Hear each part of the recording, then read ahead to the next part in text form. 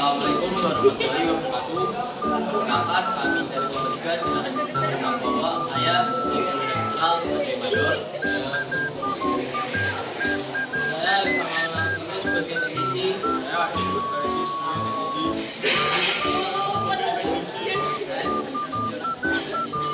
Di sini kami ingin simulasikan kita memahami cara kerja dari ATS. Lanjut ke video ya.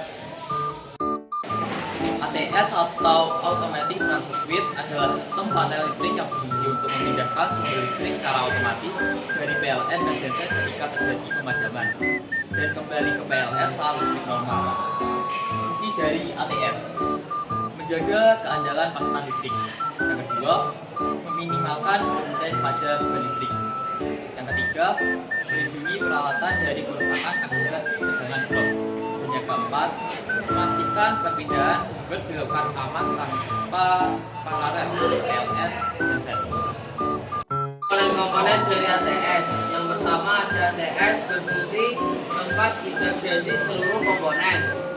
Yang kedua ada COS atau check over switch yang berfungsi untuk memindahkan sumber daya listrik secara aman, utamanya antara PLN dan genset. Yang kedua ada MCB yang berfungsi untuk proteksi arus lebih dan hubung singkat.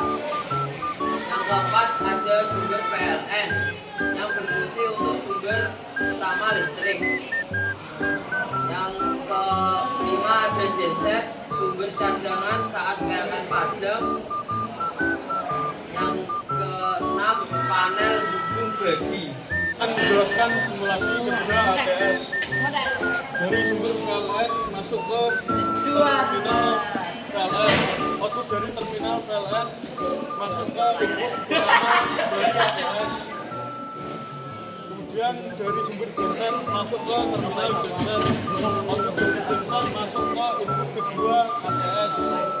Setelah itu output dari ATS masuk ke terminal load. Setelah itu output dari load masuk ke BHB atau panel hubung bagi. Berikut simulasi di panelnya. Kerjaya. Ketika sumber PLN mengalami pemadaman, maka ATS akan mengubah sumber PLN menjadi sumber genset dan COS atau charge over switch dan kemudian akan diubah dari main power ke standby power. Dan ketika PLN sudah kembali atau mendapat tegangan, maka COS akan berubah dari standby power ke main power dan tegangan akan kembali ke sumber PLN lagi.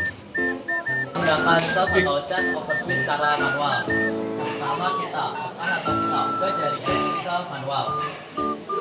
Jika jarum menuju ke main power, maka lampu indikator PLN load akan menyala dan genset load akan mati. Kemudian kita akan mengubah dari main power ke standby power atau ke genset. Kita menggunakan alat baru seperti ini.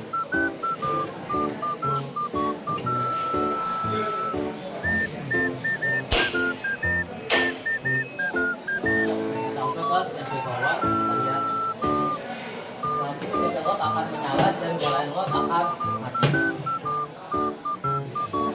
Lalu kita akan mengembalikan lagi ke sumber PLN atau ke main power.